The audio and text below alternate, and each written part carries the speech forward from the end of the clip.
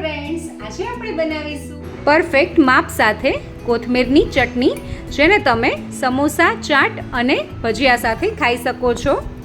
તો હવે સૌથી પહેલાં આપણે મિક્સર જાર લઈ લીધી છે. એમાં આપણે અહીંયા મેં 2 મરચાં અને એક નાનો આદુનો ટુકડો લીધો છે, એ એડ કરી દઈશું. એની સાથે જ મેં એક જે આપણી ઘરની નોર્મલ ચમચી હોય એ 1 ચમચી જેટલા દાળિયા લીધા છે, એ બી એડ કરી દઈશું.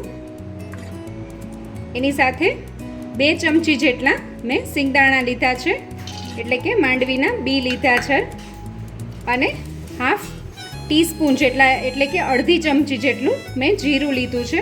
તો સૌથી પહેલાં આપણે મિક્સર ગ્રાઇન્ડરમાં આટલું ક્રશ કરી લેશું. તો તમે જોઈ શકો છો આદુ, મરચાં અને સિંગદાણાને એ બધું એકદમ સરસ રીતે ક્રશ થઈ ગયું છે. તો હવે આપણે એમાં 1 કપ જેટલી એટલે કે 1 વાટકી જેટલી આપણે કોથમીર એડ કરશું. અને કોથમીરને મેં એકદમ સરસ રીતે ધોઈને લીધી છે.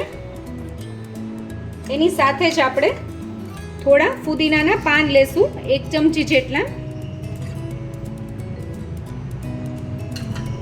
એની સાથે આપણે 3 થી 4 લીમડાના પાન લેવાના છે, એ બી એડ કરી દઈશું. એકદમ સરસ ટેસ્ટ આવશે આનો. અને હવે આપણે એમાં સ્વાદ અનુસાર મીઠું એડ કરીશું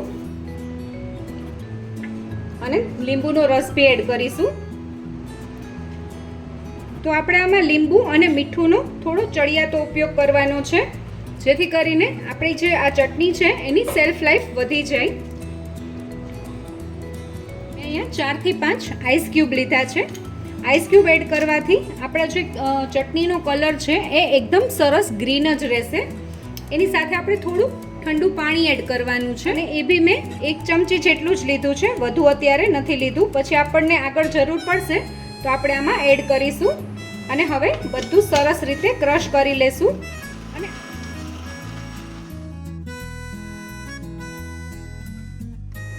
તમે જોઈ શકો છો આપણી ચટણી સરસ રેડી થઈ ગઈ છે, અને એનો એકદમ સરસ નેચરલ કલર આવી ગયો છે. તમે જોઈ શકો છો આપણી ચટણી રેડી થઈ ગઈ છે.